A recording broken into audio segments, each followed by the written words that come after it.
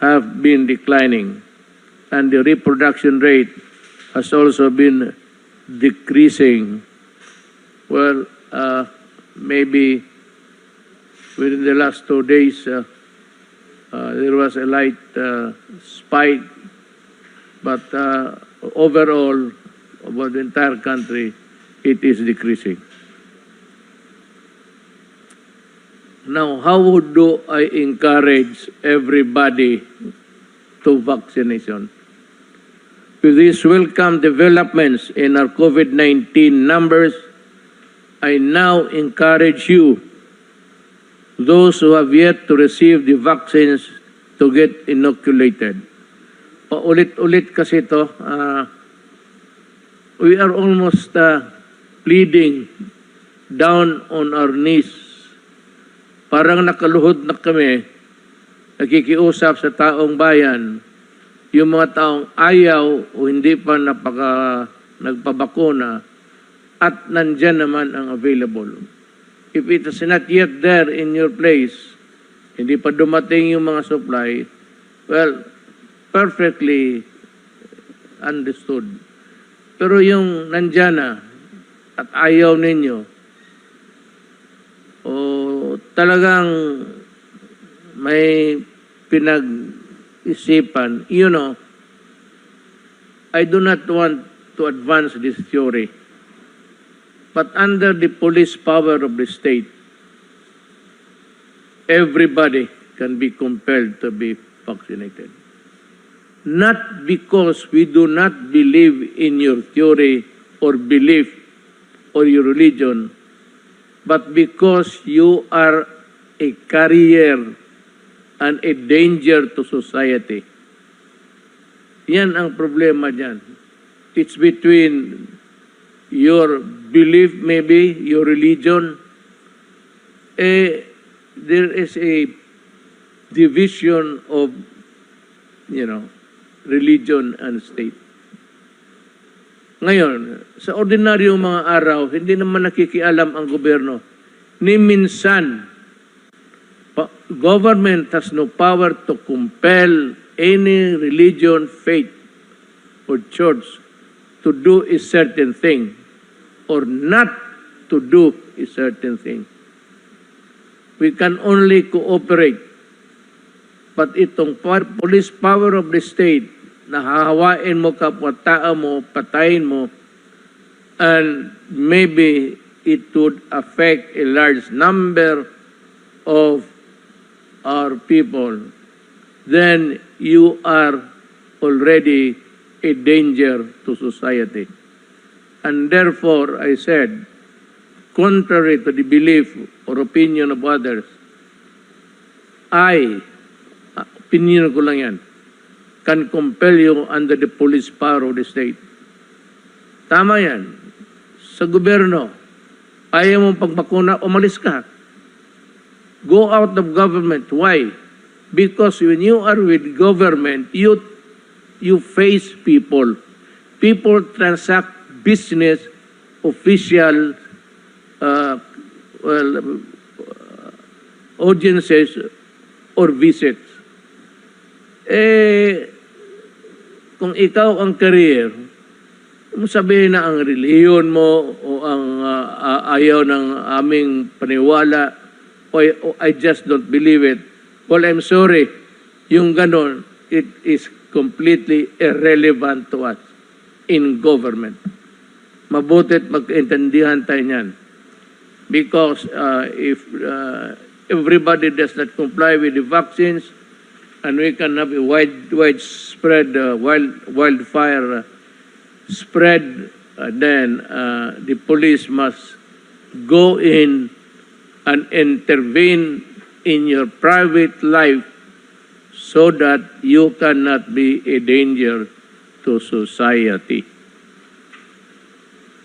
The 7-day average of new cases decreased by 13%, and we hope that this trend will continue in the days and weeks ahead. Nagdadasal ako. Sana po, I hope God is listening. But I hope he's not busy enough with other things in the universe to just take a look dito sa kung saan tayo nagkaroon. So, paano ko kaya ma-encourage? Paano ko? Hindi naman ito takutan. Government does not instill fear. Government can appeal. Government can talk. And government can pray and hope that you will listen to the well-studied, pinag-aralan. Hindi lang na isang tao, buong mundo ang mga scientists. I hope that you can give credence also to the people na kung ikaw lang. May mga tao kasi pilosopo, well, this is not really to insult you, but may nakinig ako minsan sa TV, no offense intended. Sabi mo, ayaw mo, hindi ka maniwala. When you're a doctor, actually, whether you are a specialist or just a practitioner, general, pagka-doktor ka, pati abogado, medyo may kabigatan yung salita natin. And if you are convincing enough in your arguments, people might just listen to you. And that could be a problem. Sana, kung ganito naman na ayaw mo, huwag ka na, tumahimik ka na lang. But there's a freedom of speech in our country. Hindi kami ano dyan. But sana naman, you will go by the almost general trend all over the world na vaccination or to get vaccinated or inoculated is really the best defense for yourself and for your fellow men.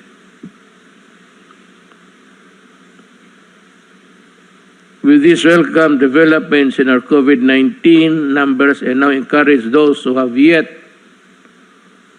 to get their vaccines to get inoculated in our best form of defense against the virus, along with the continued observance of health protocols and guidelines. Based on data gathered by the Philippine FDA, individuals who get infected with COVID-19 more than 14 days after the second dose were only 242 out of 13.8 million who have already been fully vaccinated with vaccine, which is 0.0017. Yung karamihan, well, yung karamihan, pag na-hospital walang vaccines, serious ka agad. You get, what? You are in the critical list because, well, pagka-critical ka, buksan yung bunganga mo, buksan lahat, then i-intubate ka. Yan ang mahirap yan. Intubation is not it's almost something like a last resort. Ganon ang mangyari sa iyo. So I ask our kababayans to please get vaccinated.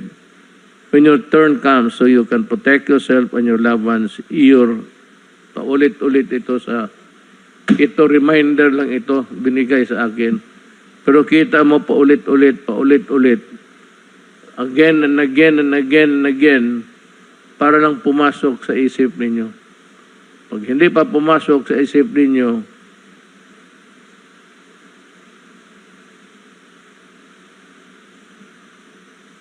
ito na naman, vaccination is also a step towards returning to normalcy so we can ease the restriction. Matagal pa tayo makabalik sa yung nakaraan just before the pandemic. I think that it would not be, wala man tubig itong pislit-pislit ko.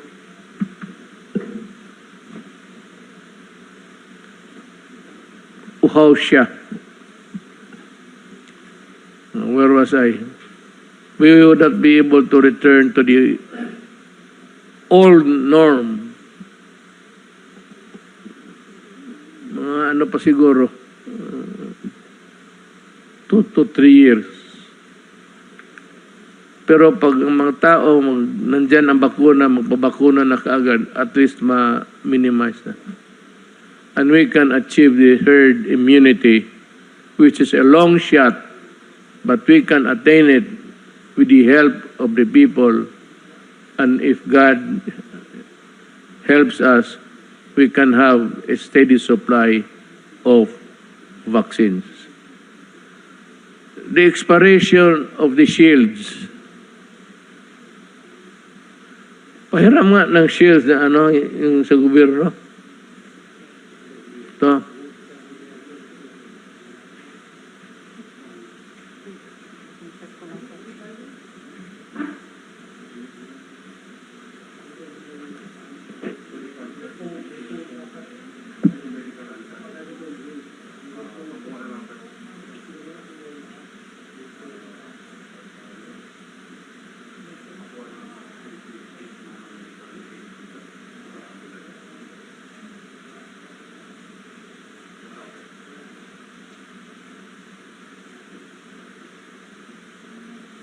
Alam mo, may gamit kami ng plastic sa bahay namin. Hindi naman sa bahay mismo, pero sa grahe. It was plastic. I really do not know where my father got it. But yun ang ginamit niya kasi mahal man plastic na lang. Alam mo, sa totoo lang, hanggang ngayon ang plastic nandiyan pa. At kung titignan mong mabuti, pag sa harap mo doon sa kabila, yung COVID, makikita mo pa. And that was about, my father died at the age of 56 in 1988. Nandiyan pa yung plastic, although scratches nandiyan. But after, siguro nakuha ng tatay ko mga 1992. Sa awa ng Diyos, yung plastic na yun, hindi medical grade yun. At hindi naman yung binili dahil sa pandemic. Expiration, mahirapan ako mag-ano ng medicina siguro. Pero itong makahiram lang ho ng plastic. Pare-pareho man lahat yan.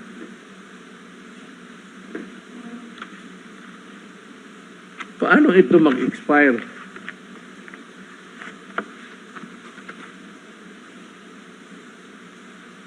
Unless abusuhin mo, itapon-tapon mo. Pero kung isuot mo lang, at ilagay mo ng magandang pagkalagay, ganon, paano mag-expire yan? Well, mag-expire. But maybe in about, take about 10, 15 years. Ayan, mag-expire yan dahil sa scratches. Pag-alaga, hindi sa pag-alaga. Kung maalagaan mo lang yan, matagal yan. Talagang itong sila Gordon, obvious na wala nang ibang mahanap na pwedeng ibato ng issue against officials of the executive. Kaya ako, I am not bothered at all. Sabi ni Gordon na yayanig ako. Gordon, kung alam mo lang ang buhay ko. yours must be a gilded life kasi anak ka ng mayaman.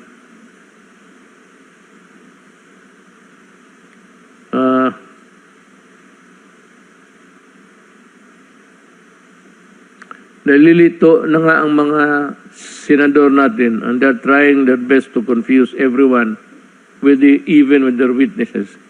He cannot differentiate the quality if he allegedly tampered with the certificate of production or the certificate of expiration. Kasi kung mayroong production, there must be also an expiration date. Kaya ng medisina. But it ain't that way sa plastic. Sa totoo lang. Baka ang ginagamit, nagagamit pa siguro doon ng plastic.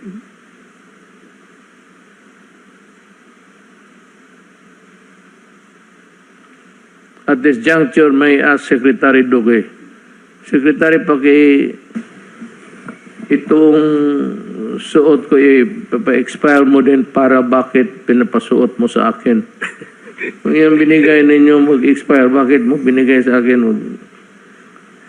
Mamatay na lang ako, nandiyan pa yung plastic.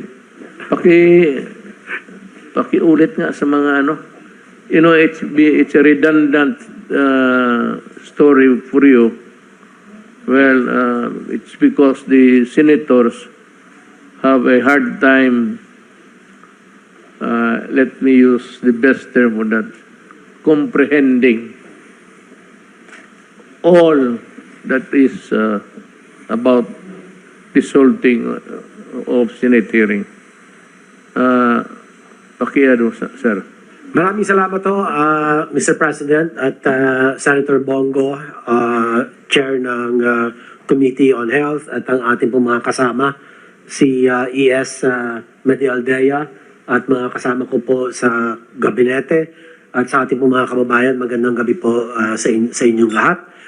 Yung pong face shield na pinag-uusapan po, ito po yung binili ng Department of Health mula po sa PSDBM na sila naman po ang nag-angkat o sila ang bumili mula doon po sa kumpanyang Pharmaly. Yung pong medical grade na face shield, katulad po dito, yung nga lang meron pong foam. May foam dito po sa bandang taas. Na kapag sinuot po yan, yung foam, andito po yan. Yung foam po, yun ang nagiging nagde-deteriorate sa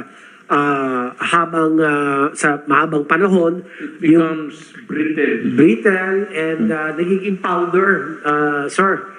At saka yung kanyang garter, nagiging brittle din po. At yun po ang tinatawag natin na may shelf life of about 36 months. So, yan po, hindi po natin tinatanggap ang mga supplies nang hindi po ini-inspect ng ating pong DOH inspection team. Ganun din po ang akin pong nakalap na report, ang PSDBM, meron din po silang inspection team. Hindi po sila basta-basta pwedeng tumanggap ng mga supplies na hindi po ito sinusuri maigi in terms of quality o yung kalidad, yung pong quantity at in accordance with the technical specifications na yan po ang inuutos ng DOH na dapat sundin ng supplier. Otherwise, hindi po ito tatanggapin ng Department of Health. So, yun po, malinaw, meron po siyang shelf life. Ibig sabihin ng shelf life, kung iiwanan mo sa isang lugar, sa estante, naka-plastic po yan, na hindi mo gagalawin, dapat siya po tatagal ng 36 months. At ang in particular, yung pong kanyang foam ay dapat tumagal at ang kanyang garter ay dapat tumagal po ng 36 na buwan. So, ang huli na lang po, Mr. President, yung patungkol po sa aligasyon ng tampering, lumabas po doon sa Senate hearing na talagang may pinakita, may ibinunyag, isinuwalat ang isang empleyado ng Pharmaly na tinamper daw po yung production date.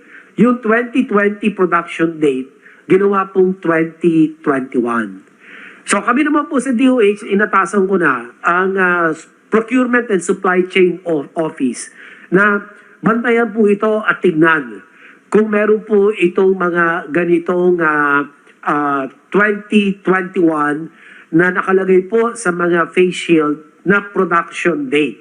At batay po sa isiniwalat ng empleyado ng Pharmaly ay akin pong pinariripaso at pinapa-inspect muli ito pong mga face shields na ito. At kung totoong meron pong pandaraya o ito pong ginawa ng Pharmaly ay kinakailangan ay bawiin ng gobyerno doon sa kumpanyang iyan yung 1 taon na kanila pong tinamper. Kasi kung halimbawa 36 months, ano po, at tinamper yung production date from 2020 to 2021, so may 1 taon na daya. So kinakailangan yung 1 taon na yon magkaroon ng restitution sa gobyerno, yung halaga ng face shield, Mr. President. So yan po ang masasabi ko sa ngayon at yan na po, kung meron po mga karagdagang katanungan, ay kami po ay sasagot po. Again, I would like to preface my statement with this, that there was, or there is an existing national emergency. Yan ho ang hindi ninyo kalimutan. And I would like to reiterate that during the congressional hearing this morning, no less than the Government Procurement Policy Board explained that Bayanihan 1 is categorically exempted from the requirements set by the procurement law. Kayong gumawa ng batas na yan, kindly read Bayanihan 1 again. It was clear all along that the procurement of goods under Bayanihan 1 would not require minimum capitalization, net financial contracting capacity, or a single largest completed contract. These are the things that you have been hammering in the Senate hearing. Alam mo, kung ganun lang pala, bakit hindi ninyo nilagay sa batas? Na despite of a pandemic raging, we have to set these conditions to safeguard whatever you want to happen with the supplies and the medical lahat na bilili ng gobyerno.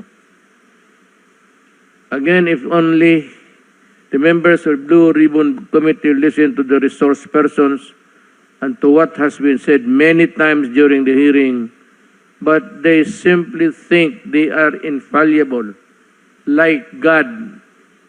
Merong isang tao lang dito sa universe na infallible, ang Diyos. So now you realize that you are not. The acts of desperation and poetic justice. I think it is high time to expose these people in the Senate who try so very hard to personify themselves as incorruptible and clean. Magandang abangan natin lahat ang baka maimbestiga para siya pa ang dapat maimbestigahan. Baka imbestigahan ngayon para siya pa ang makasuhan ng plunder. And I am referring to the so many cases that Gordon has to face. Maybe, I'm sure by this time, marami na nagsulat sa either ombudsman or, alam mo, ganito yan. Itong mga kaso mo, patay na ito. These cases where moribund.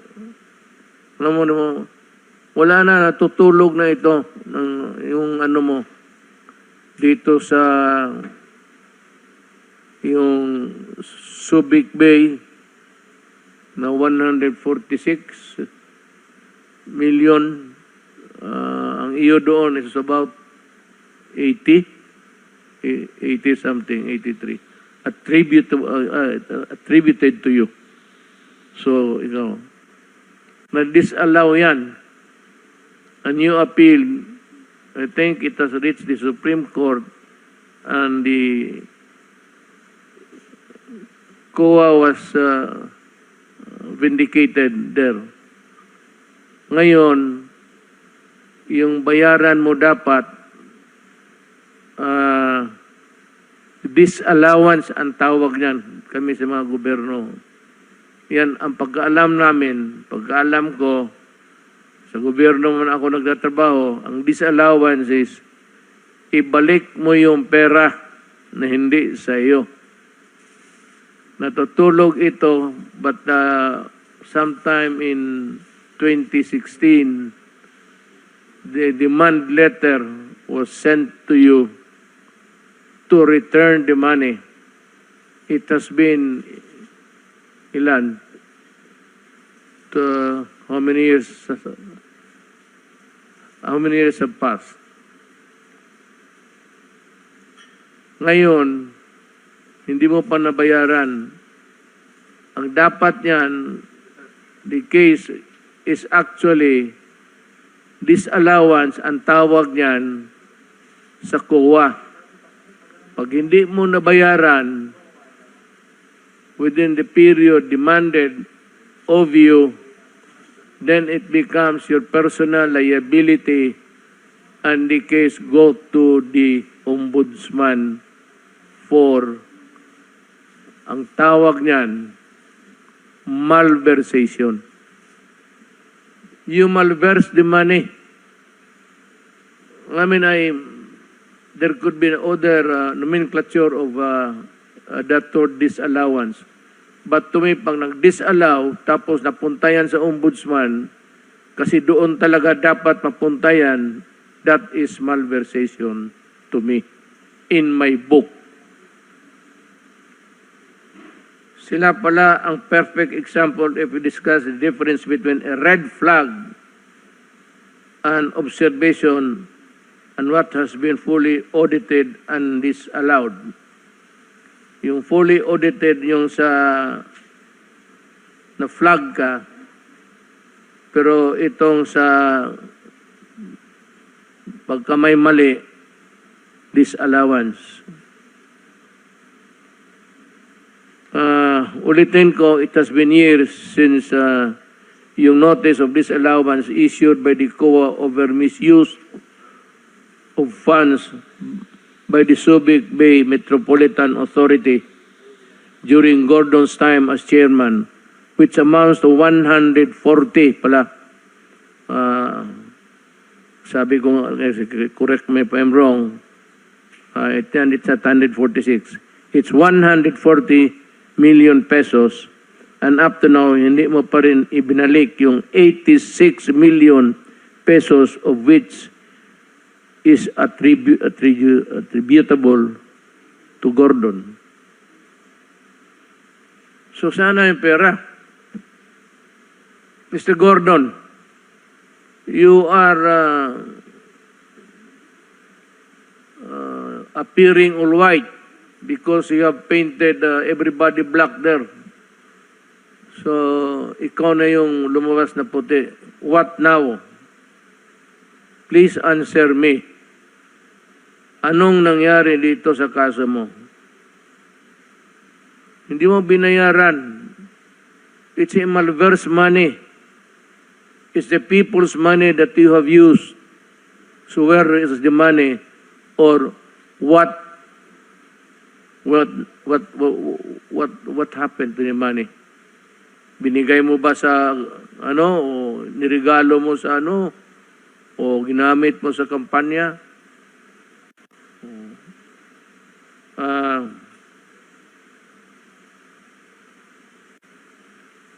I am now asking the Solicitor General to formally ask COA to act on the disallowance and remind them of their constitutional duty to collect the 140 million pesos as stated in the demand letter of SBMA Chairperson and Administrator Isma, dated August of this year, which was sent via registered mail.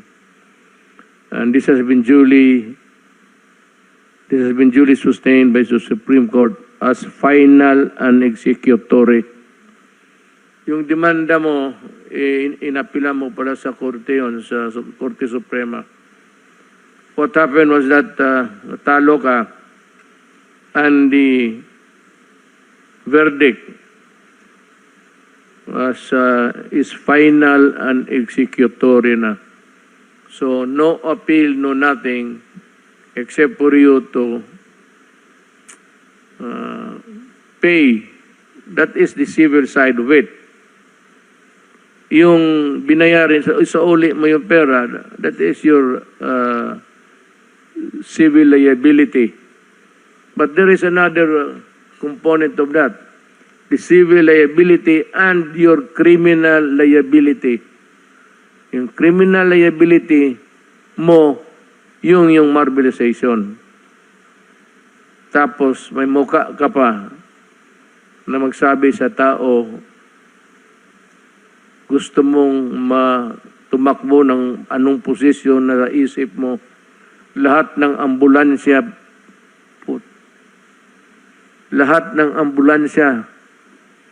ng Red Cross, nakaplastada yung muka mo.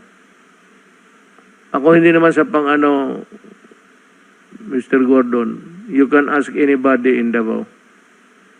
Kung mayroon ako niyan, may tao magsabi mayroon ako niyan, mag-resign ako pagka-presidente bukas. Yan ang delikadesa. Mr. Gordon, yan ang classic case of delikadesa.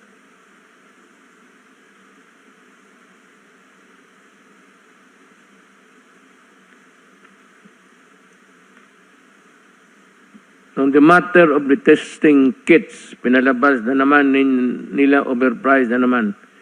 Hindi naman yan ang titigilan. Pero I know that you can answer this considering the situation, capacity.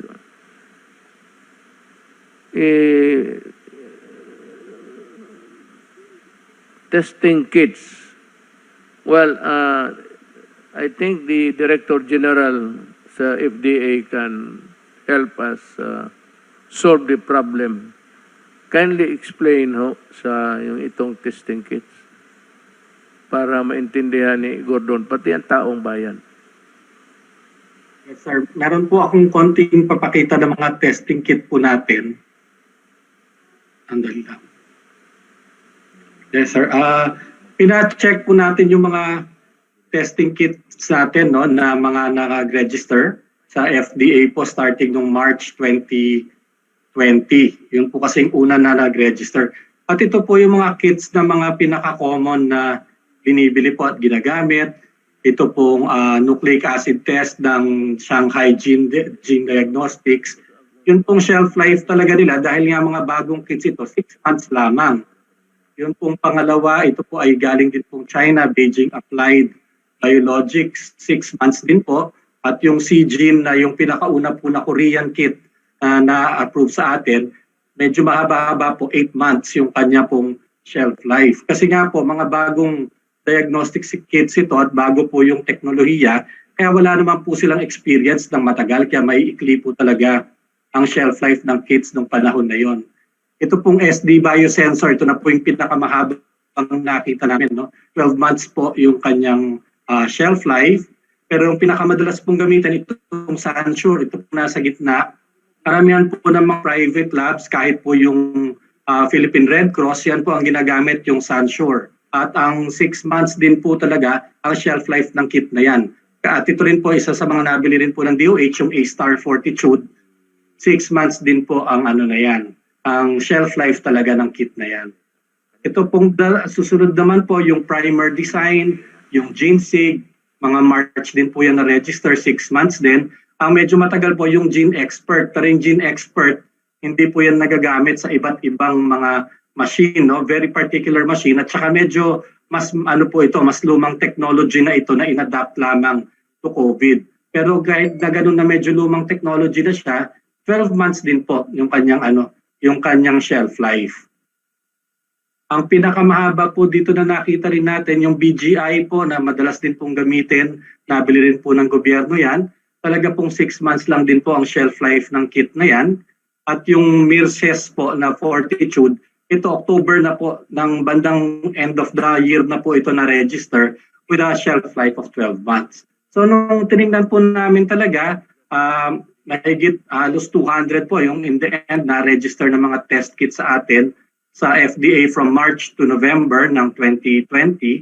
Pero talaga pong lahat sila ang shelf life 6 to 12 months lamang. So wala po talagang mabibili na kit na 4 months ang mga shelf life, lalo na po nung start of the year. All testing kits were really made very quickly at developed very quickly, and ang shelf life po talaga ay 6 months lang. Kaya wala naman pong mabibili talaga ang DOH na bado ng shelf life.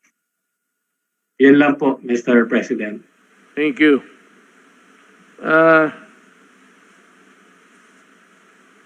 Itong may isa pa akong resource person na gusto kong lumabas. I would like to backtrack. Backtrack na ako.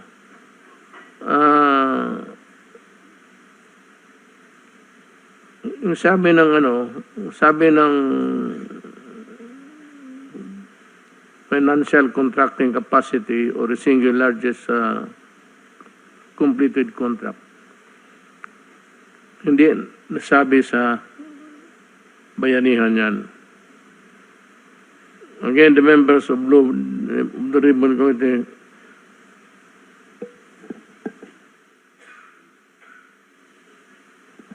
COVID na ako. Hindi kasi nag-face hindi mag-mask. Pati lahat yan sa panel. Magka-COVID yan. Just to drive home the point. Kasi yung witness nila, nawala, yung auditor, nag-testify, testigos yun ni Gordon. Siya ata yung kanyang initiative to invite as a resource person yung isang auditor.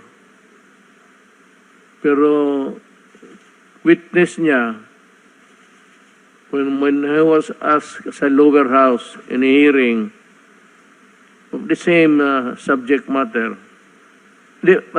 Kung nandyan yung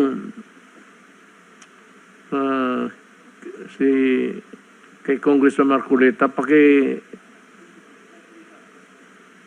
nandiyan kayo.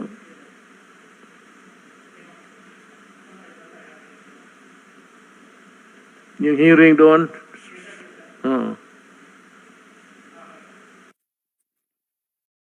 Alam mo ba yung Bayanihan 1, Mr. Abrea? Yes, Mr. Chair. Kung ba sa Bayanihan 1, nire-require na kailangan yung supplier, tanungin mo kung saan nanggaling ang kanyang pera?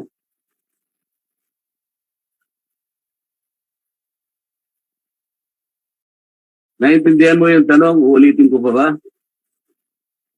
Kung alam mo yung Bayanihan 1, nire-require ba ng Bayanihan 1 na yung supplier, bago siya makapag-supply, kinakailangan mataas ang kanyang capitalization o kaya kailangan i-prove niya sa'yo kung saan nanggaling ang kanyang capitalization. Nire-require ba yun ng Bayanihan 1? Mr. Chair, kasama po siya sa basic due diligence, Mr. Chair. Hindi mo sinasagot ang tanong ko eh. Kung alam mo yung Bayanihan 1, dapat alam mo na walang nire-require doon kung anong minimum capitalization. At dapat alam mo rin na hindi tinatanong doon kung saan kinuha yung pera na ginamit sa kapital. Yun ang tinatanong ko sa iyo. Paano mo ngayon sasabihin na due diligence? Wala namang requirement ang Bayanihan 1. Saan mo ibabatay ngayon yung panukat mo o yung standard mo, yung batayan mo na walang due diligence? Mr. Chair, ang due diligence po is basic principle po ng pag-iingat para po masigurado natin na may kapasidad ang kahit sino mang kumpanya o individual na makikipag-transaction po tayo, Mr. Chair. Abogado ka ba, Mr. Abrea? Hindi po, Mr. Chair. CPA po, Mr. Chair. O CPA ka? Yung due diligence, maraming klase yan. Merong necessary diligence, merong proper diligence, may ordinary diligence, merong extraordinary diligence. Alam mo ba yun? Yes, Mr. Chair. Ngayon, kabisado mo yung Article 1163 ng Civil Code. Alam mo ba yun? Hindi po, Mr. Chair. Hindi ko po kabisado. Sasabihin ko sa iyo para malaman mo. Sa Article 1163 ng New Civil Code of the Philippines, binabanggit dyan yung diligence of a good father of the family. Ito yung ordinary diligence. Ito yung walang requirement sa batas kung anong gagawin mo. Katulad ng Bayanihan 1. Hindi nire-require ang minimum capitalization dyan. Hindi rin nire-require na hanapin mo pa kung saan galing ang pera nila. Ang ginawa ng PSTBM, kahit walang ganong requirement, nagtanong pa rin. Ordinary diligence ang ginawa niya. Dapat pinasalamatan mo sila. Because kahit hindi na kailangan, ginawa pa rin nila. Did you understand? Opo, Mr. Chair. Okay. So anong batayan mo na sinabi mong walang due diligence kasi hindi tinanong kung saan ang galing ang kanilang pera? Hindi naman nire-require ng batas yun. Yun po Saan mo kasi ang pinatay? Kasi tinawag ka nilang expert witness. Ang expert witness, maski na sa regular court, ay tinatanggap sapagkat ang sasabihin mo ay talagang makatutulong. Beyond the understanding of the regular court, makatutulong ka talaga. Ngayon, nag-testify ka as an expert witness. Naghahanap ka ng due diligence. Yung batayan, hindi mo alam. Wala ka palang batayan eh. Sinasabi ko sa iyo ngayon that Bayanihan 1, including the emergency procurement under PSDBM, the negotiated contract, do not require minimum capitalization. Those rules do not require also that you will have to ask where the money came from. And there is no basis for you to judge and pass judgment on whether their action came from due diligence or not. Ang sinasabi mo, Mr. Abrea, kinakalculate ko lang, ay yung traditional na ginagawa under normal circumstances. Halimbawa, yung public bidding during ordinary circumstances. Kailangan talaga yung tinatawag na net financing contracting capacity. Kailangan din yung SLCC na sinasabi. Ito yung single largest completed contract. But this is under the circumstances of ordinary public bidding. We are not under ordinary public bidding. We are under a public emergency This country has been placed under national calamity for 3 times. Did you consider that when you testified before the Senate Blue Ribbon Committee? Yes, Did you Mr. consider that? Yes, Mr. Chair. Oh, when you consider that, paano mo ngayong sasabihin na walang due diligence? What is the basis? Ganito na lang para maintindihan mo, Mr. Abrea.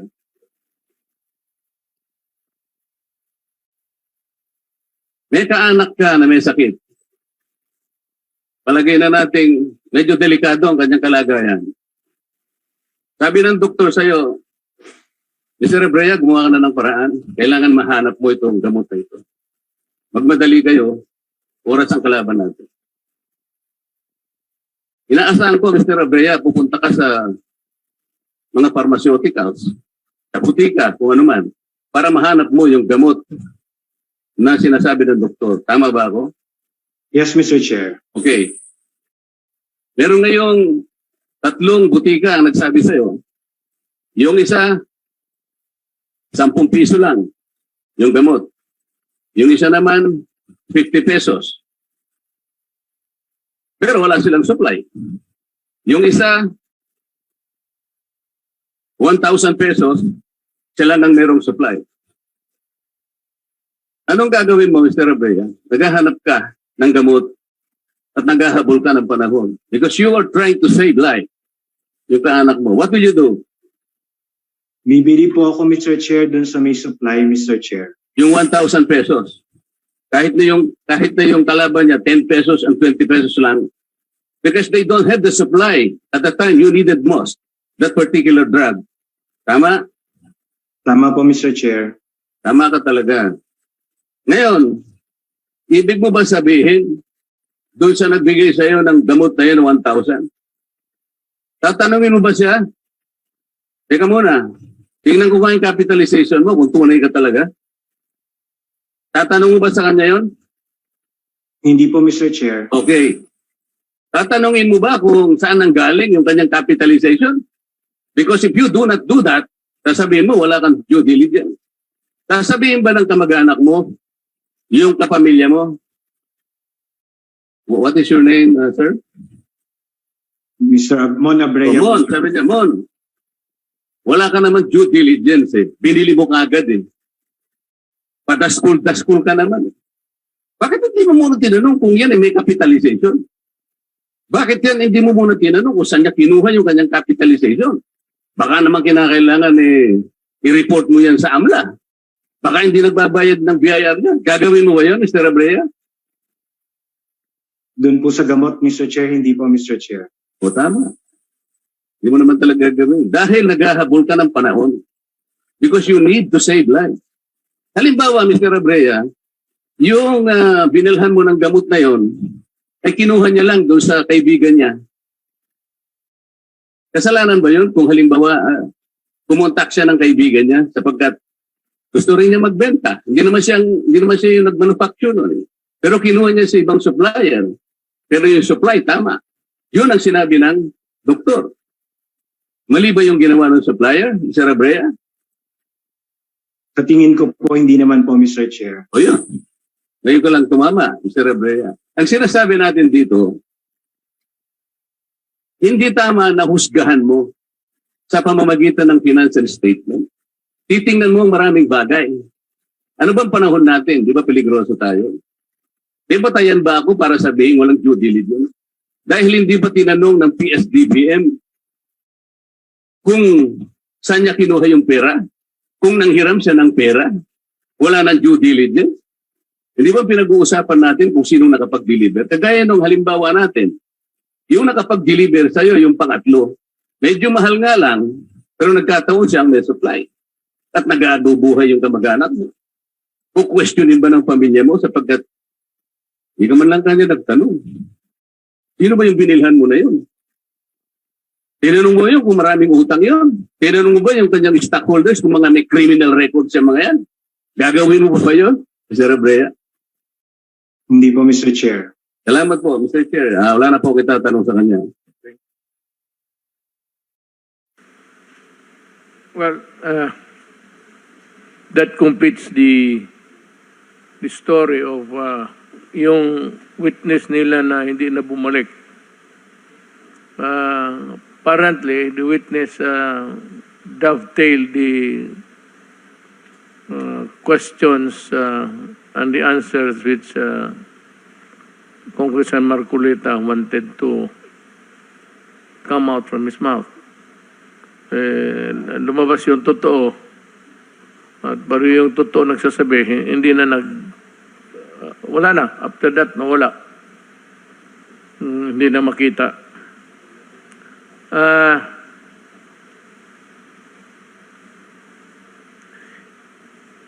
Sir, tanongin na si Secretary Duque. Yung investigation ba ng PRC, yung false negative, false positive nila, may resulta ba?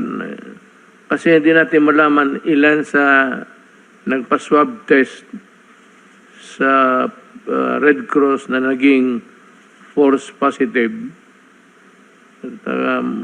so that we can approximate how many eventually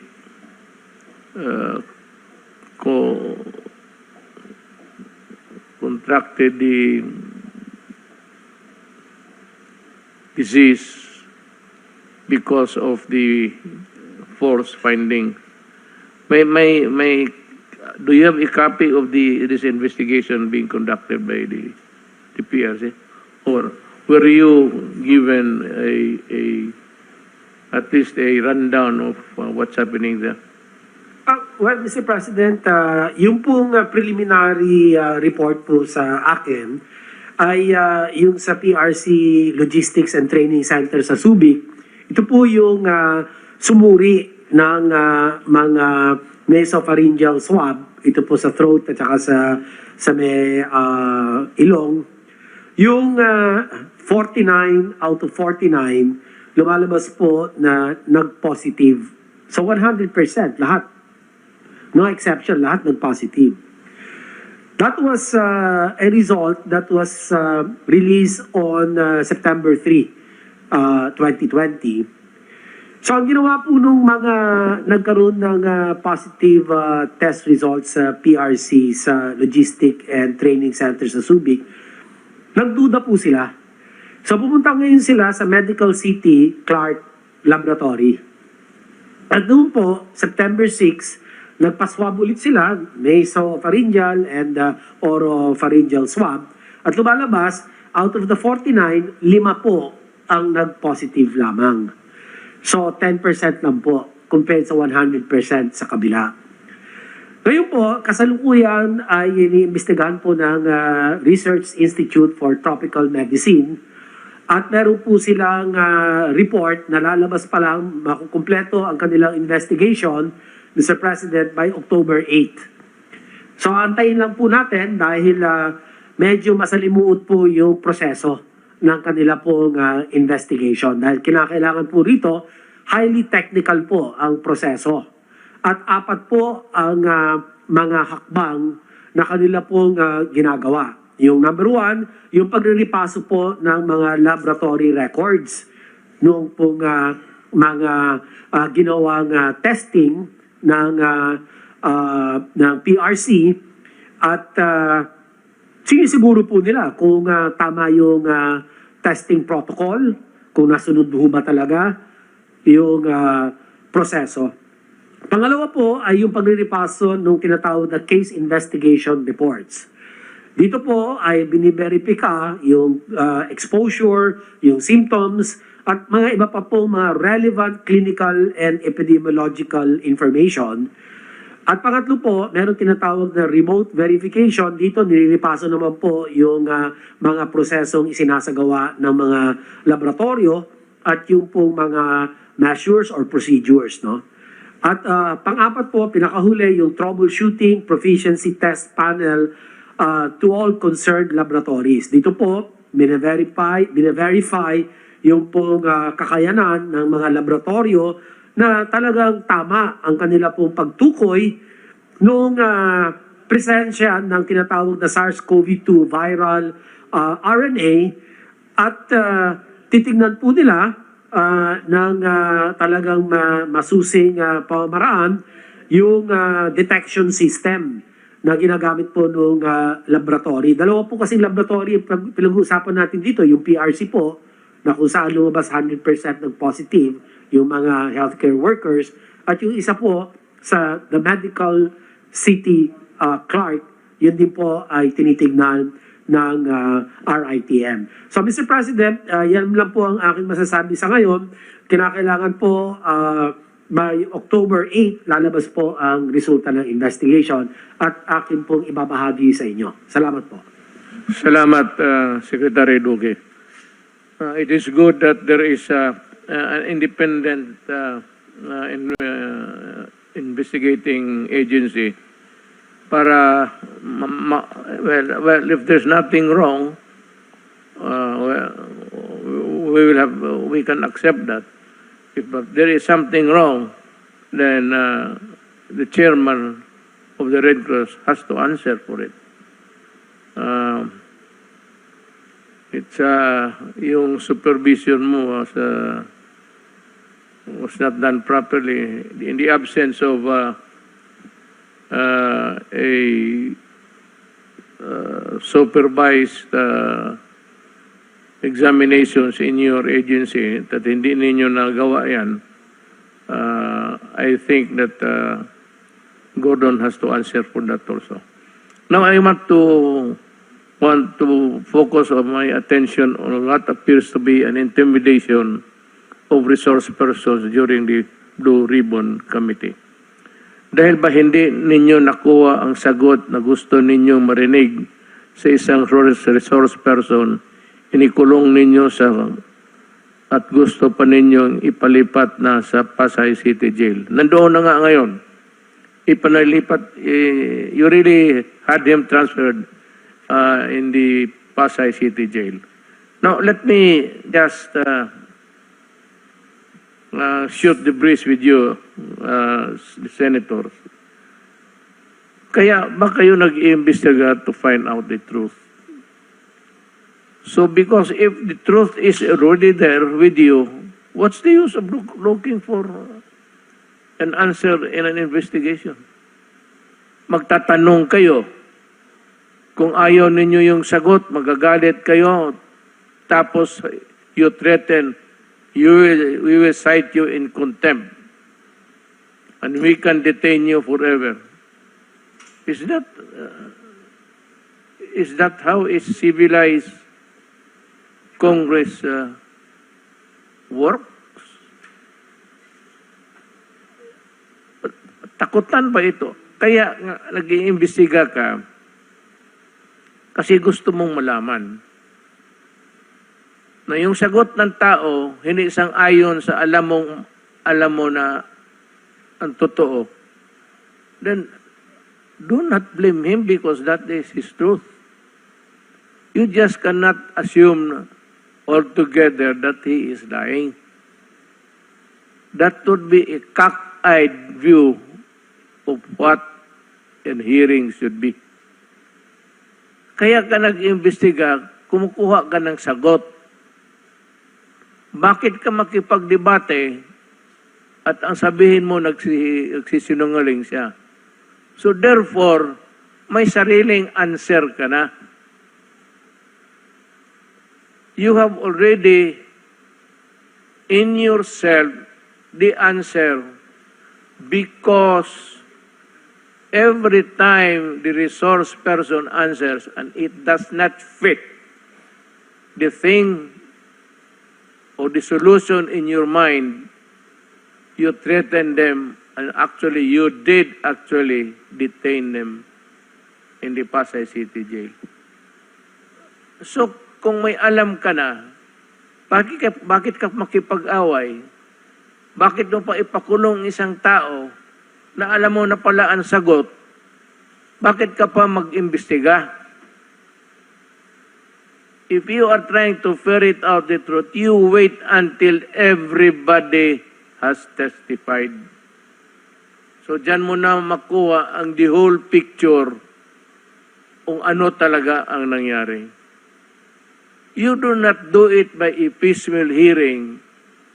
And every time you ask a question and you have a preconceived notion of what is the correct answer, you get mad and threaten them with imprisonment. Akala ba ninyo akala ko ba ayaw ng mga taong Pilipinas ng martial law? Tignan mo yung ginagawa ng Senado ngayon. It is just more than a martial law. Moti pa martial law, dali ka pa doon sa korte ng military, or at least it's a court, before you were held before a military or a civilian, as they wanted it to be at that time. But at least there is a court hearing, and the person accused is afforded the right to be heard.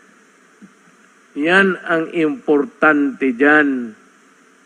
So, ang human rights, gusto kong marinig kung ano ninyong sinasabi. The Constitution really provides that no person shall be deprived of life, liberty, or property without due process of law. Is there a due process of law if you already have the preconceived answer, and if it does not dovetail your frame of mind, you send him to jail?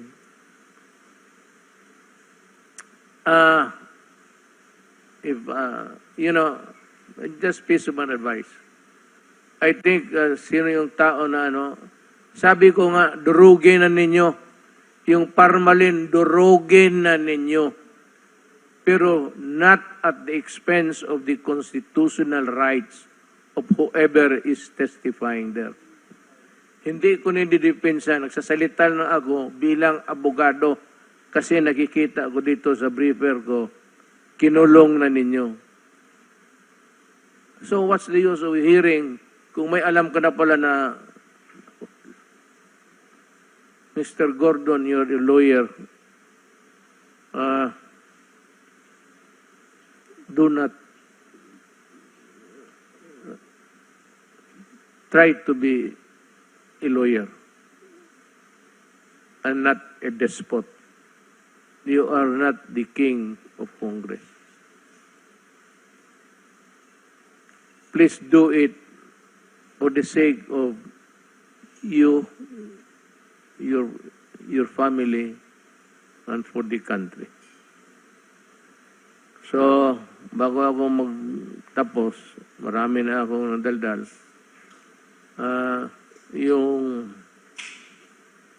Wala na yung face shield. Ito yun. Ito yung face shield ng gobyerno. Ito yung nag-deteriorate. Foam lang to eh. And of course, yung garter. Pero the garter has many, over time, maging maluwang yan. So you transfer there's a button there. Ilipat mo naman dito para higpit uli. Over time, pag maubos itong butas, isang butas na lang naiwan, bumili ka na lang ng garter, talian mo lang, at iganon mo sa likod mo, tapos, ito lang ang deteriorate. Because, as I said, this is brittle. Yan ang misteryo ng, kung iganon mo yan, yun na yun. Yan ang face mask. Pero nandito yung para sa pawis. Kung wala ka namang foam, pwede ka naman mag-trap ng panyo mo.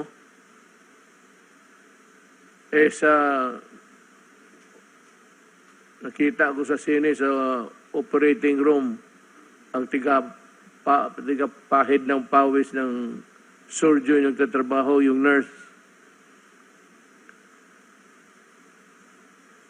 Ito lang ang actually ang mag-ano niyan yung foam, yung marami kang makitang foam ngayon.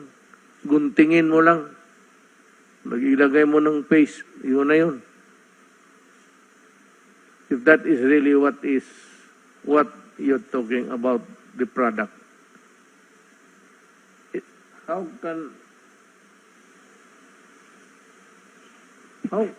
can this thing deteriorate?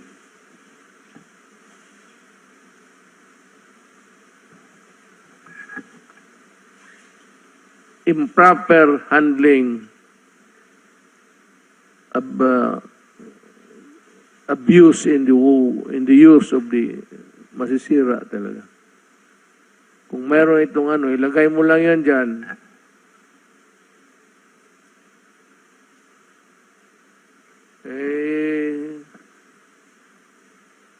Mask, hugas at iwas. Iwas ng wag lumapit.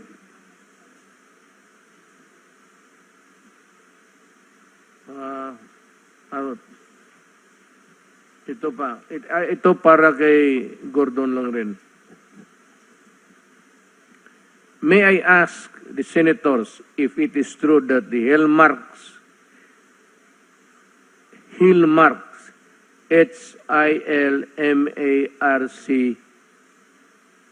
may S, is it true that Hillmark is the contractor of the new Senate building being constructed? Is this the same Hillmark contractor that built the Iloilo Convention Center and the Makati City Hall building, two that the Senate also investigated during the last administration?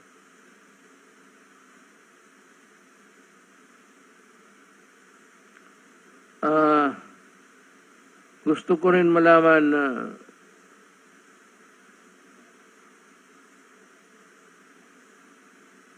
sa iyo,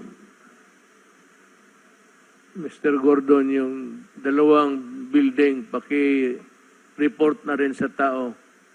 The reason why the people are also interested in the investigation, in the audit, is gusto ng tao buksan ninyo ang libro para makita kung saan tumakbo yung pera. Yan ang gusto ng tao.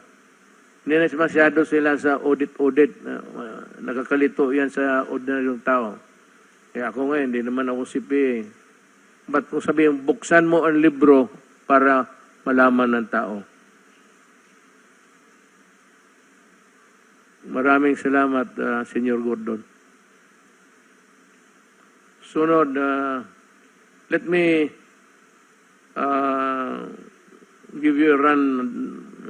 I'll bring you through the people who are here to testify. Si Secretary Doque, Secretary Lorenzana, Secretary Galvez.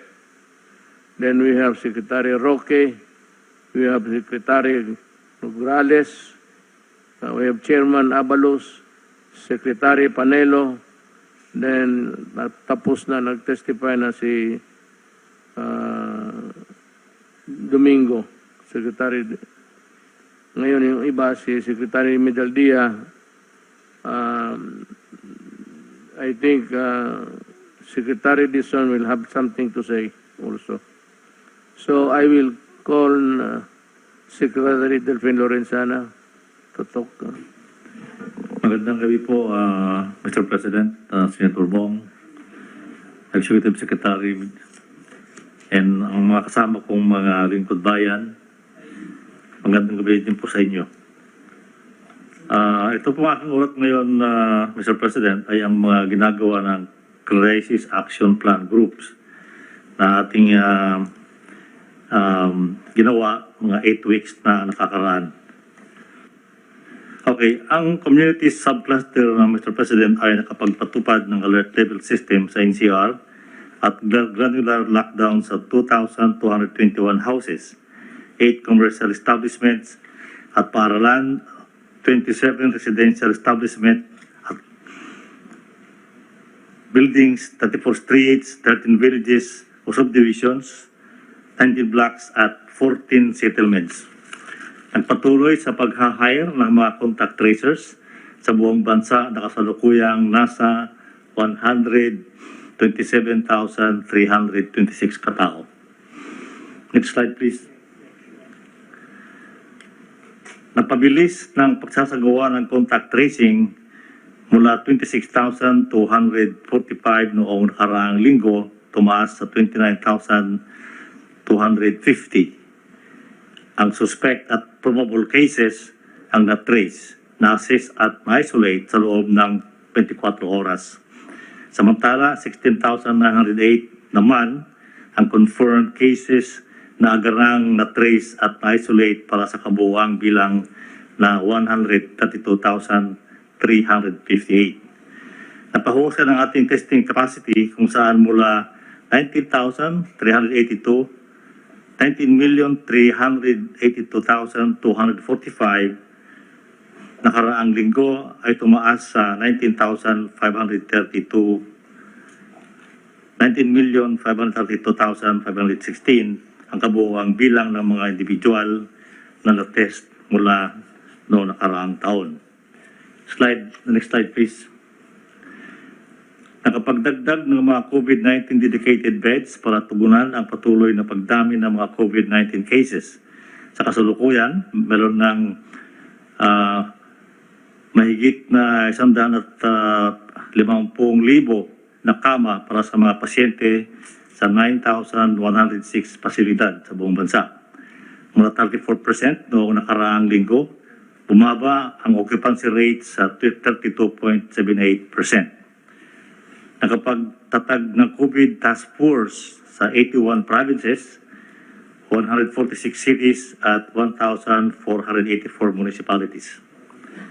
Nakapagtatag ng isolation units sa 81 provinces, 144 cities at 1,451 municipalities. Nakapag-organisa ng mga health information centers sa 78 probinsya, 144 na syudad at 1,463 munisipalidad. Next slide please. At mahigpit na pinatupad ang minimum public health standards.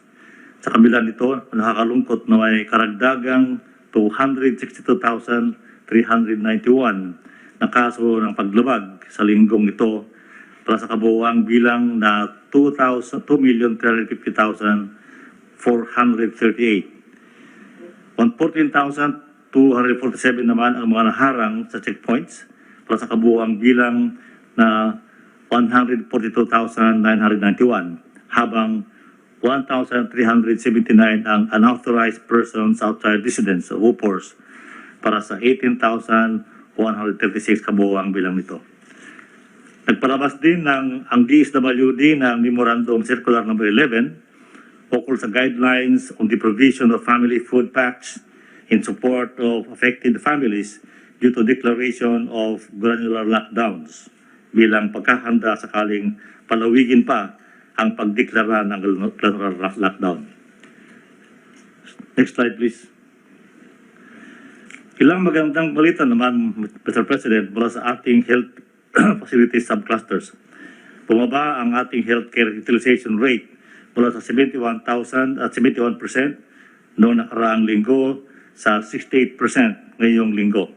1% ang naibaba sa ICU beds at 3% naman sa ward beds, sabalit tumaas ng 1% ang mga nagamit na isolated beds. Nakapagdagdag ng mga licensed hospital beds sa nakalaan para sa COVID-19 mula 38.5% sa 30.57% o napakaliit lang po, 0.07% kayong linggo increase. Mula 4,349 naging 4,426 ang bilang ng ICU beds. Samantalang mula 21,000 tumaas sa 21,208 ang bilang ng isolation beds at mula naman sa 15,814 ay 16,000 na ngayon ang ward beds. Next slide please. Napag-alamang 67% o 67% sa ICU at 84% sa mga intubated patient ang hindi pa nabakunahan. Kaya naman patuloy tayong nananawagan sa ating mga kababayan na magpabakuna laban sa COVID-19 upang maiwasan ang pagkakahawa o pagdanas ng malalang sintomas dito sa maaaring humantong sa pagkamatay. Patuloy nating titiyak na may kasapat na healthcare professionals na kumakalinga sa mga COVID-19 patients mula 9,363 o 91.88% ay nasa 9,672 na or 94.84% ang na-hire sa kasalukuyan. Patuloy din nating sinisiguro ang karampatang allowances at incentives nila. Pagtitiyak ng karagdagang 325 million na pondo para sa mga DOH hospitals sa buong bansa para sa gamot, PPEs, medical supplies, pasweldo at benepisyo sa mga health workers at iba pang kailangan. Pagpapalabas ng mga sumusunod na patakaran o sa paggamit ng medical oxygen DOH Memorandum Number 2021-0357 on the revised contingency plan to secure enough oxygen supplies in hospitals during a COVID-19 surge. DOH Administrative Order Number 2021-0042 on COVID-19 surge response plan for health facilities. DOH Circular Number 2021-0291 on suggested retail price of medical oxygen products at DTI Memorandum Number 2021-0395 regarding the issuance of a regional IETF resolution on the prioritization of production and distribution of medical grade oxygen. Nagsagawa rin ng planning workshop noong September 17 ang DTI para maibsan ang kakulangan sa supply ng medical oxygen. Next slide, please. Mula naman sa ating borders subcluster, tumaas ang bilang ng mga na-quarantine ng mga returning overseas Filipinos mula 157,293 noong nakaraan sa 169,434 ngayong linggo o 68,814 nito ang land-based OFWs, 51,720 ang sea-based OFWs at 44,723 ay mga non-OFWs. Pinalawig ang implementasyon ng One Health Pass sa mga pasahirong bumabalik sa Pilipinas. Pinaiting ang pagbabakuna sa mga dumarating sa bansa kung saan mula sa 22,723 ay 61,197 na ang kabuuang bilang na nabakunahan na. Nakapag-assist sa 6,82 nating kababayang nakabalik sa bansa, nalulan ng 26 bayanihan flights. Nakapagdagdag ng quarantine rooms para sa mga balikbayan. Nasa 11,710 na ang kabuuang bilang ng mga ito sa NCR, Clark, Cebu, Davao at Subic Bay na may occupancy rate na 45.58%. Mayroon ding mga 912 isolated rooms para sa mga balikbayan na may occupancy rate ngayong 70.5%.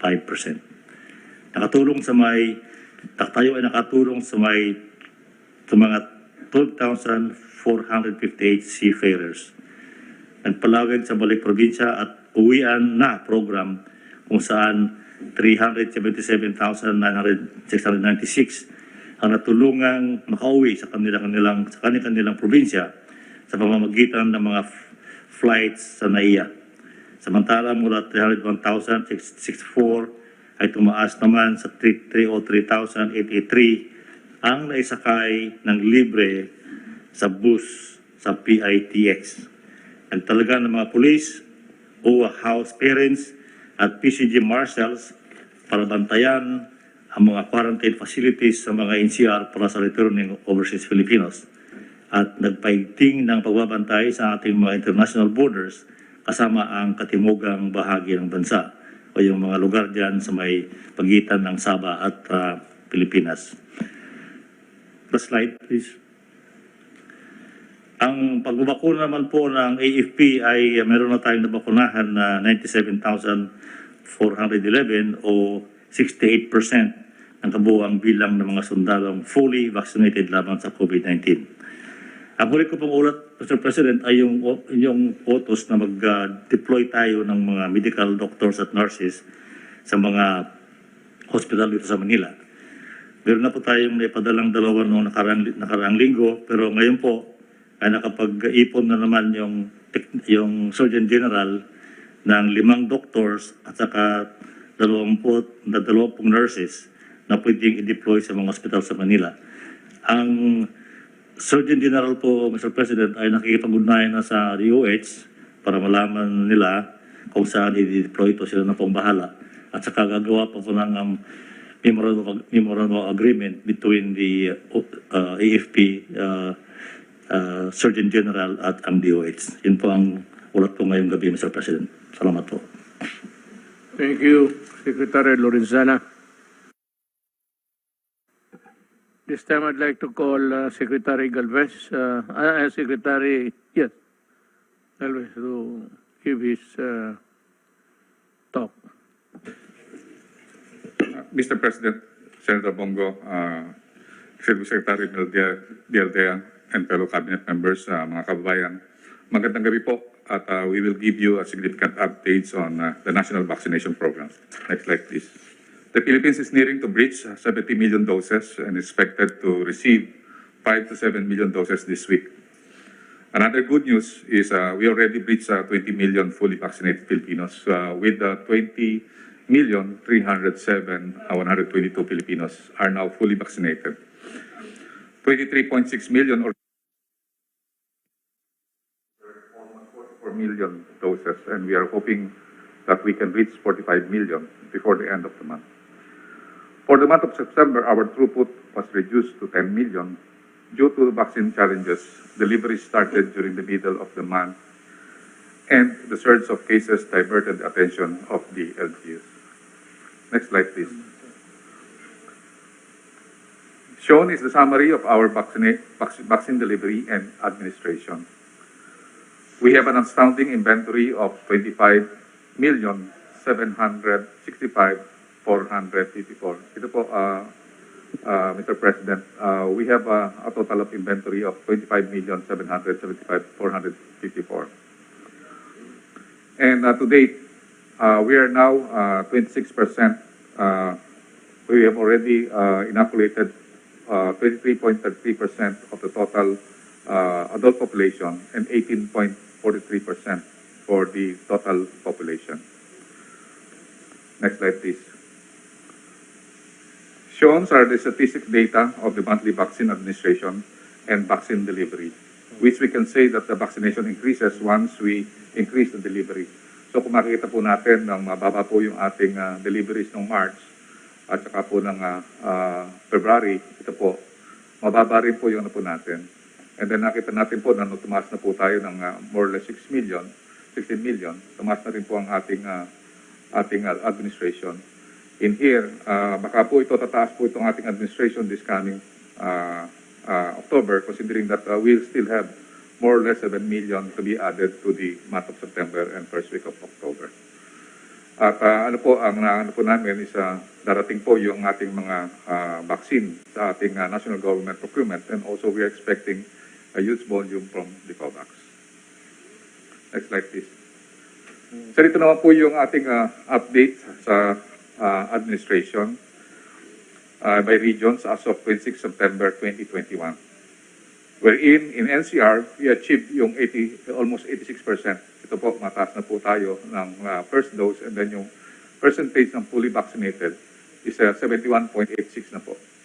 At nakikita po natin ng Region 11, Region 4A, Region 3, Region 7 ay humahabol na po. Dati po ito, mga 20% pa lang po ito. Ngayon po 31%, and then also tumataas na rin po yung percentage ng fully vaccinated. Humahabol na rin po ang Region 6 at saka yung Region 10. Then i-discuss ko po mamaya po, Mr. President, yung mga different major cities kung ilan na po ang kanilang percentages.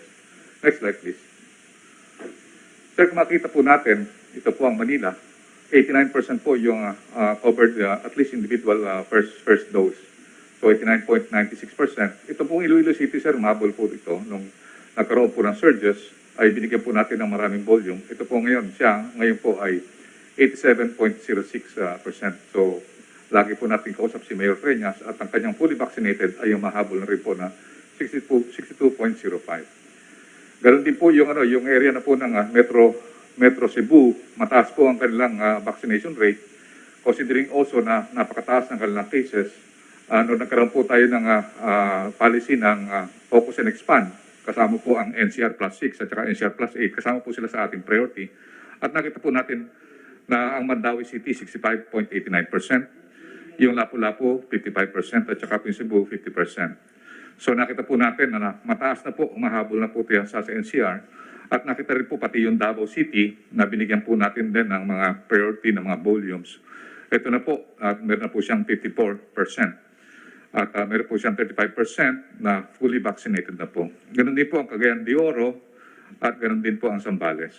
So ang Cagayan de Oro po ay 48% na po ang first dose and then 34% ang second dose. Next slide, please. Tingnan po natin yung area ng area ng Region 4A at saka Region 3. Nakita po natin yung Bataan, tumaas na rin po ng 49.23% ng kanilang first dose at 28% sa kanilang second dose. Cavite, tumataas na rin po, almost 40%. And then ito pong Batangas, 33%. And then itong Pampanga, 33%. And then Laguna, Bulacan, 33%. And then Rizal, 33%. Mostly, karamihan po sa kanila ay nasa taas po ng 23% ang kanilang mga percentages. Next slide, please.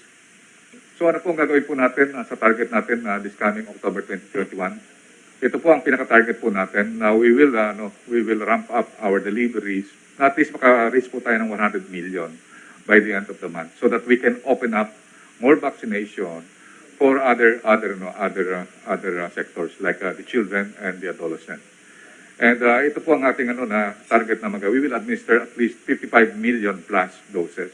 So pwede pa po ito umakyat pagka nagkaroon po tayo ng mataas na capacity sa ating mga LGUs at ating mga PCPs. Ang ating din po target is by the end of the month, mag-80% na po na fully vaccinated ang NCR kasi nagsa-second dosing na po sila. Kaya po nila po yun.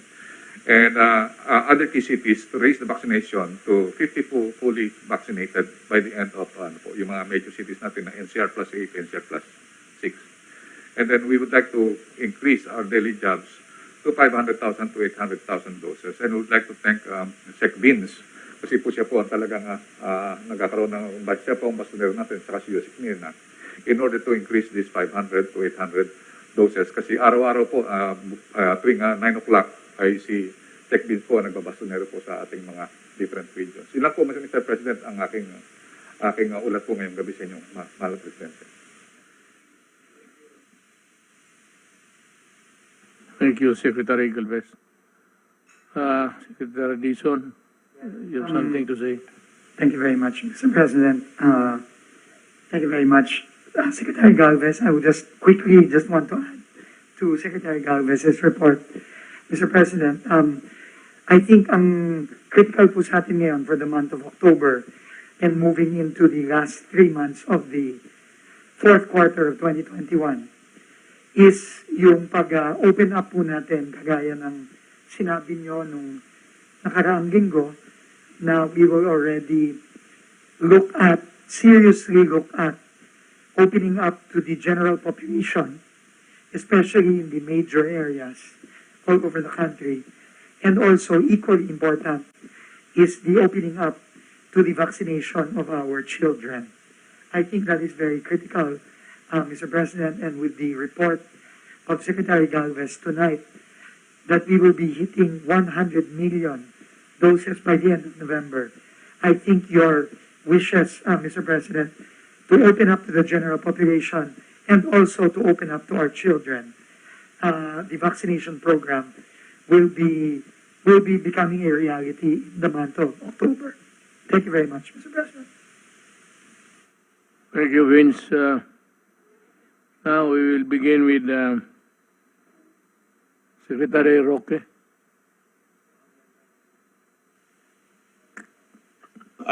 Bago po yung aking prepared na presentation, ay isa-summarize ko lang po uli kung anong nangyayari sa Pharmaly, no? Dahil importante po na maintindihan ng taong bayan kung ano na po ang napatunayan sa Senado. No? Na unang-una po, meron ba hong overprice? Ang lumabas na ebidensya po galing sa bibig mismo ng chairman ng COA, walang overprice. Dahil malinaw na malinaw po ang bili natin sa PPE na consisting of a 9-piece set at isa lang po doon yung tinatawag na face shield ay 1,716 kung tatanggalin po ang taxes. At ang dating administrasyon ay bumili ng hanggang 3,800 at 6-piece lang po yun. Mas maraming binili natin sa mas mababang presyo. Doon naman po sa face mask, bagamat nag-aagawan po ng mga panahon na yon, napakita po natin na yung halaga ng binili ng face mask ay pasok pa rin po doon sa suggested retail price na umiiral yung mga panahon na yon ng Abril kung saan simula pa lang po ang pandemya at nag-uunahan ang lahat ng bansa ng daigdig para makakuha ng face mask. Nang wala po silang napruebahan na overprice, pumunta naman sila sa proseso. Ang sabi nila, labag daw sa Government Procurement Act or RA 9184 yung proseso na ginawa ng PSDBM. Tama po yun. Pero hindi po yun illegal kasi Kongreso po mismo kasama ang Senado na gumawa ng batas. Bayanihan 1 na nagbigay po sa inyo bilang presidente ng kapangyarihan na bumili ng mga kinakailangan sa pandemya sa lalong mabilis na panahon in the most expeditious way. Tapos po sinabi nila, napakaliit ng capitalization, bakit binigay ito?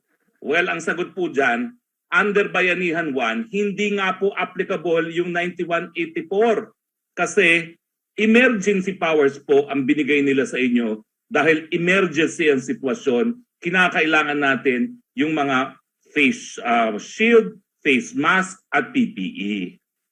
Ngayon naman po, Mr. President, pinupulaan nila at sinasabi na yung face shield, at uulitin ko po isa lang po ito doon sa set na binili natin na 9 na pirasong set.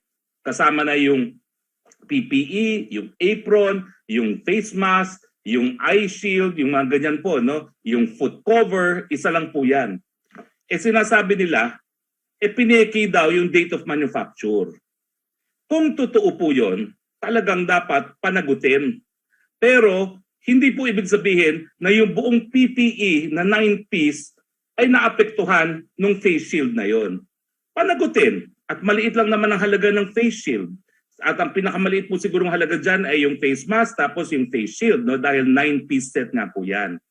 Pero kung ang tanong, nagkaroon ba ang danyos ang Pilipino dahil di umano ay pinalabas na 1 year later na na-produce ang face shield? Ang sagot, wala po. Bakit? Kasi bago po tinanggap ng Department of Health itong mga face shield neto, tinignan po nila, ininspekta, at nakita nila na pursuant sa WHO standard dito dahil yan naman po ang sinusunod ng ating DOH. Pero ang pinaka-importante, Mayor at sambayan ng Pilipino, kahit kailan pa na manufacture itong mga face shield neto, lahat po yan nagamit ng ating mga healthcare workers. Lahat po ng binili natin doon sa 9-piece set na yan, naging dahilan para masalba ang buhay ng mga medical frontliners. Dahil kung hindi po natin yan binili,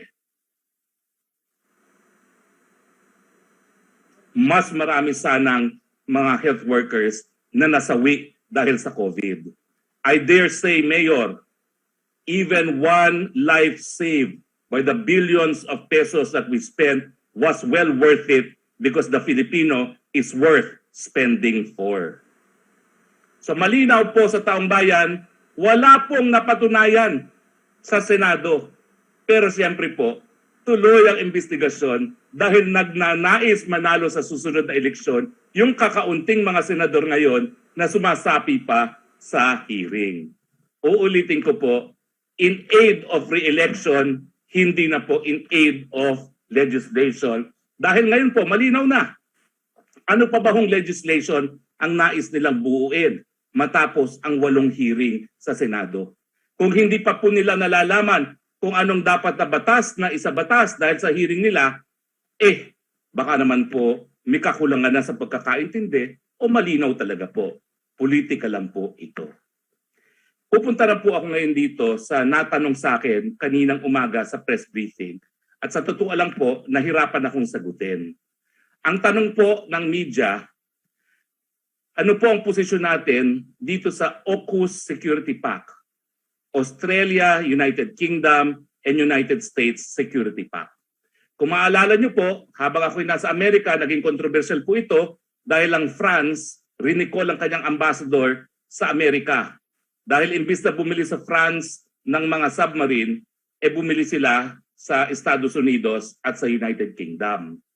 Pero ano ba ho itong AUKUS na tinatawag? At ang tanong nga po is, ano daw po ang posisyon ninyo? At ako naman po ay nagsabi, tatanungin ko po sa inyo. Yung Australia po ay bumibili ngayon ng nuclear-powered submarines para sa Australian Navy. At itong mga submarines po ay gagamitin ng mga bansang Amerika, United Kingdom at Australia para magpatrol po dyan sa South China Sea. Bagamat ang sabi po ng Australia, committed daw po sila sa kanilang obligasyon doon po sa tinatawag na Non-Nuclear Proliferation Treaty. Hindi sila magnanais na magkaroon ng kapasidad para mag-develop ng nuclear weapons. Next slide please. Now, ang sinagot ko po kanina dahil hindi pa tayo nakakapag-usap, hindi ko pa po alam kung anong posisyon ng presidente natin, pero ang importante po as chief implementer of our laws including the Constitution, nakasaad po sa ating saligang batas, Article 2, Section 8, the Philippines, consistent with the national interest, adopts and pursues a policy of freedom from nuclear weapons in its territory. Bukod pa po dyan, kasapi po tayo sa isang tratado sa ASEAN. Next slide please. Ito po yung Bangkok Treaty na nagsasabi na lahat tayong mga 10 miyembro ng ASEAN ay naninindigan na dapat yung buong teritoryo natin bilang ASEAN ay manatiling nuclear weapon free zone. Next slide po. So, ang unang-una ko lang pong sinabi dahil hindi pa tayo nagkakausap, kinakailangan matupad at magalang yung probisyon ng ating saligang batas na nuclear-free ang ating teritoryo, hindi lang sa Pilipinas, kung hindi sa buong Southeast Asia. Next slide, please. Ito po ang mga sinabi, ito po yung paglalayagan ng mga submarines na bibili na yan. Next slide, please. Ito po ang mga sinabi ng iba't ibang bansa ng ASEAN. At kaya nga po, nag-aantay ang media kung anong paninindigan nyo. Ang Indonesia po is deeply concerned over the, sandali lang po sasarado ko ito, over the continuing arms race and power projection in the region. Ang Malaysia po, ang sabi nila, AUKUS could potentially provoke other powers to act more aggressively, especially within the South China Sea region. Next slide, please. Ang Vietnam, ito po ang pinakamatinding kalaban ng China, ay ang sabi niya, mas cautious po siya at sinabi niya na it would keep track of the situation while urging all countries to ensure peace, stability, cooperation, and development in the region.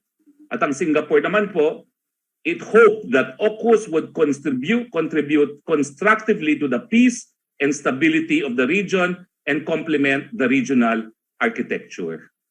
So, malinaw po dun sa mga nabasa ko na karamihan po ng mga bansa sa Southeast Asia ay concerned dun sa dalawang bagay na mas matitindi po yung magiging hidwaan at pangalawa po ay importante po na hindi magkaroon ng kumbaga arms race sa rehiyon. No? Maraming salamat po, Mayor. Salamat, Secretary Roque. I'd like to call Secretary Nograles the Speaker. Secretary Nograles. Maayong gabi, maayong adlaw, Mr. President, Senator Bongo, ES Medialdea at mga kasama natin sa gabinete. Yung ire-report ko po muli are basically yung accomplishments ng mga opisina under your office, no? So for this purpose, yung Cooperative Development Authority. Kung nandyan po yung slides, if I may request it to be flashed. So yung sa Cooperative Development Authority is one of the offices under the Office of the President. At syempre sa panahon ng pandemya, importante na matulungan ang mga kooperatiba, lalo na yung mga kooperatiba na lubos na naapektuhan dahil sa pandemya. Based on the Constitution, we are also mandated to promote the viability and growth of cooperatives for equity, social justice, sustainable economic development, and to support cooperative development. Tuloy-tuloy po ang trabaho na ginagawa ng inyong Cooperative Development Authority or CDA kahit ongoing po ang pandemic at nagagawa nila ito sa pamamagitan ng mga online platforms. Isa sa ginagawa ng CDA, lalong-lalo na sa panahon ngayon, ay yung Electronic Cooperative Registration Information System or eCoop RIS. Sa pamamagitan ng online platform na ito, ay nakakapag-reserve po ng cooperative name ang mga bagong kooperatiba, na-evaluate at na-approve din po yung application nila for new registration at sa pag-amend ng kanilang papeles and the recognition of their branch or satellite or laboratory. Ito'y alinsunod na rin po sa Ease of Doing Business Law at dahil dito, na-reduce po yung processing time ng lahat ng applications at yung human intervention lalo na. At nakakapag-rehistro po tayo ng mga bagong kooperatiba kahit na nasa kaligtaan tayo ng pandemic. Yun lang po. Maraming salamat, Mr. President. Thank you, Congressman Nograles. May call on Chairman Abalos. Maraming salamat po, mahal na Pangulo. Magandang gabi po, Senator Bongo, ES Medialdea, sa lahat po ng mga cabinet members, sa ating mga kababayan, magandang gabi po. I-report ko lang po, Mr. President, na halos 3 araw na lang po ang naiiwan bago matapos na po ang pilot, itong alert level at general lockdown sa Kalakang, Maynila. So far, tama po kayo kanina at sama po si Secretary Duque, ang numbers ay napakaganda po in the sense na talagang pababa po. No? Titignan po natin, bago po tayo mag-start ng pilot, ang active cases po noong September 15 sa Kalakang, Maynila. Ito po'y data sa mga mayors na binibigay sa MMDA ay 40,000, Mr. President. Pero noong 26, from 40,000 noong September 26, ito'y bumaba ng 29,405. No? At ito'y din sinusuportahan ng dalawang datos. No? Number one, nung pong September 20 or 1 week ago, yung pong reproduction rate ayon sa OCTA mismo ay 1.13. And this is very, very conservative, Mr. President. Ibig sabihin, nanganganak ng 13. Pero nung September 26, naging 0.98. Ibig sabihin, talagang nagpatuna, bumaba na po. No? At yung pong growth rate nung pong September or bago mag-start ang pilot test, ito po ay 24.33%, sabi ng DOH. No? At nung 1 week ago, ito'y naging 12%, at nung 25, ito'y naging negative 20%, negative 20 po. No? So kung titignan po natin itong datos, tapos yung pa mga negosyo na nabuksan, yung 4, napakaganda po, napakasigla, ang ganda na experimentation sa mga restaurant, yung mga vaccinated na pinapapasok, no? Maganda po implementasyon sa mga LGUs, maganda sa mga barberia, sa lahat po. Napakasigla po nitong 4 na binuksan natin. So far, so good po, Mr. President. Although, nagsabi ang Department of Health that for the last several days lang, medyo konti raw ang nagre-report sa bakuna, sa mga testing, no? Sa mga testing daw. So we will just have to fix that, sir. No? At hopefully, we're just praying na sana gumanda para makagraduate naman ng Metro Manila. Doon naman po sa report ni Secretary Galvez, talaga pong good news po yun na ang daming bakunang babaksak, tsaka kay Sec. Vince, Naghahanda na po ang mga mayors sa pre-registration ng mga bata from 12 to 17. Nakaumang na po para in the event po itong October, kapag po sinabi niyo po kanina, ay nakahanda na po kami ng listahan po namin para sa mga estudyante po namin. At bilang panghuli po, Mr. President, bilang chairperson ng Metro Manila Disaster Risk Reduction and Management Council, kagabi po ng 1:12 ng umaga, actually nanonood po ako ng TV, gumalaw yung kama ko eh. Alam ko kung ano nangyari, yung pala may dindol po. No? Wala naman pong damage at walang casualty sa Kalakang, Maynila at intensity 4 po ang naranasan po ng Metro Manila. Yun lang po, Mr. President. Salamat po. Nakakakaligaya yung report mo, Chairman. We go now to Secretary Panelo. Sal. Magandang gabi po, Ginoong Pangulo, Senador Christopher Bongo, Executive Secretary Salvador Bedaldea, ang mga kasama sa kabinete, at mga kababayan. Ginoong Pangulo, nandito po ako ngayon sa Agusan del Sur sa paanyaya ng Department of Health, Drug Abuse Treatment and Rehabilitation Center. Ito po ay pangalawang taon ng kanilang anniversary. And I remember, ako po ang nag-inaugurate ng Rehabilitation Center.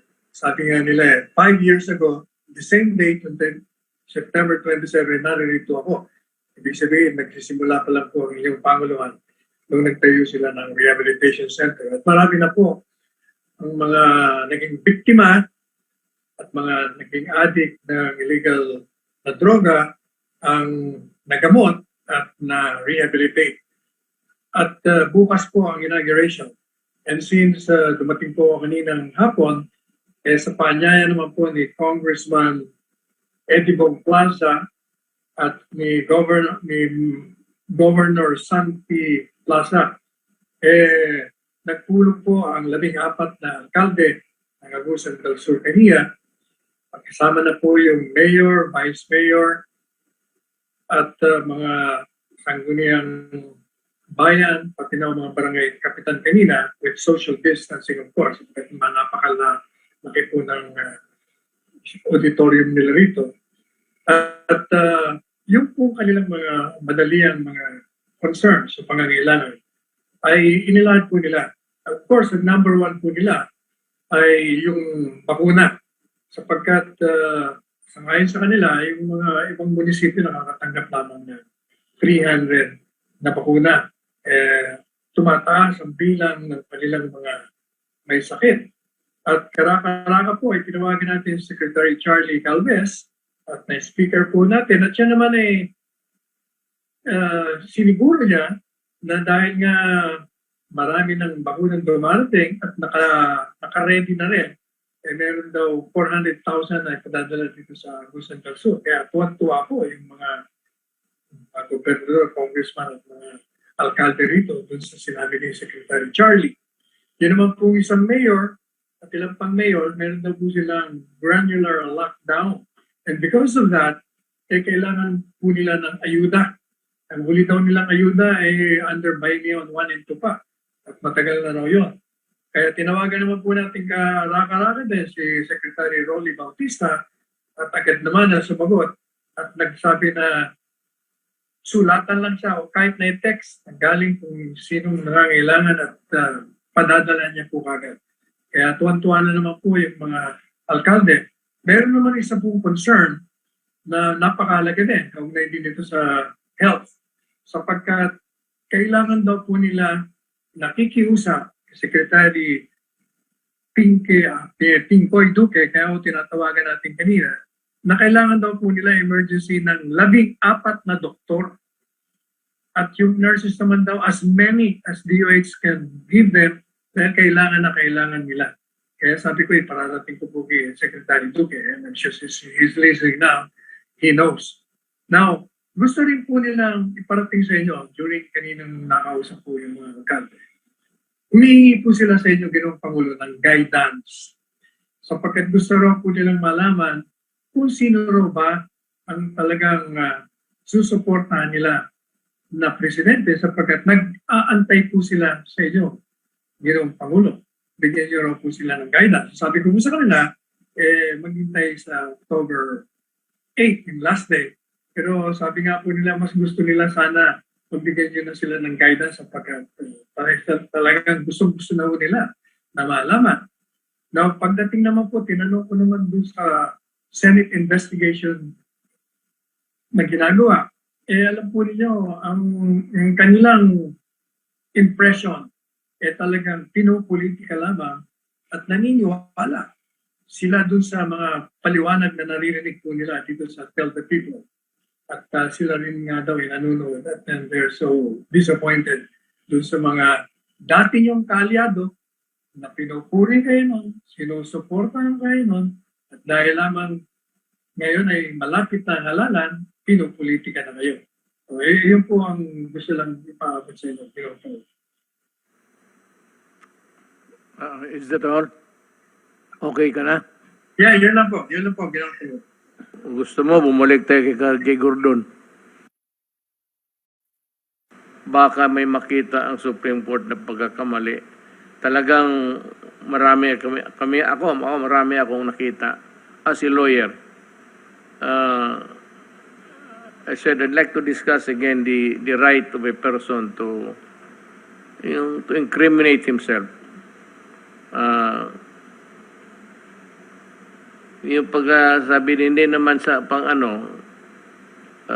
if it is not you're calling him not as a resource person, but already the inquest is focusing on their something like liability, you miss one entirely point of law, and that is a person being advised that any testimony from here on that you would give may be used against you in a criminal or civil suit. Yan ang hindi nila malaking bayo. Tayo mga abogado halos dito kaharap ko. You cannot do that kung ang questioning mo is already focusing on the guilt of accused of a wrongdoing, tapos gusto mong extract further from his mouth, then he cannot go to prison by using his mouth. You have to advise him of his constitutional right. Dapat ganun lang. That is in keeping with due process. The right to be heard and the right to be forewarned that there is a criminal case cropping up by your testimony because ang iyong investigation is not already from using the resource person as an information platform, but already placing him in jeopardy. Yan ang pati ito ito rin si Atty. Topacio, hindi ito susurrender. Dikitan ninyo yung mga kaso ni Gordon hanggang eleksyon, hindi mananalo si Gordon. Sigurado yan. Especially if you can file the proper case on time. Yung lang niya, yung final and executory, yung disallowance. Disallowance is, when the notice of disallowance is simply, you return the money. But the other side of the picture is that you have committed, because you malverse the money, you can go to prison. So the other side of that is really malversation. Dikitan ninyo yan at hindi abot ng election time yan si Gordon. And if the entire story is narrated to the people, then I'm sure that mata sa mata. Parang ganun. So, it is not good to be... mas maganda mo yung palabas mo sa publiko na tigas ka, marunong ka, and that you are very proficient in the English language. Wala tayong dyan, kaduda-duda. At saka yung cutting the testimony when he's already about to explain everything, i-cut mo, then you introduce the theory and just saying, right? Is that right? Is that correct? So you want your theory being dovetailed by the narration of the witness, which is a bad strategy for a lawyer. Hindi siguro ito kasi na I don't know if he has appeared in court si Gordon. Pero maraming lapses siya dyan. And it will in the end discredit him. Maraming salamat sa pagtangkilig ninyo mga kapatid kong Pilipino at sa muli natin pagkita. Kung hindi pa kami ma-COVID, tang inang COVID na yan. Thank you.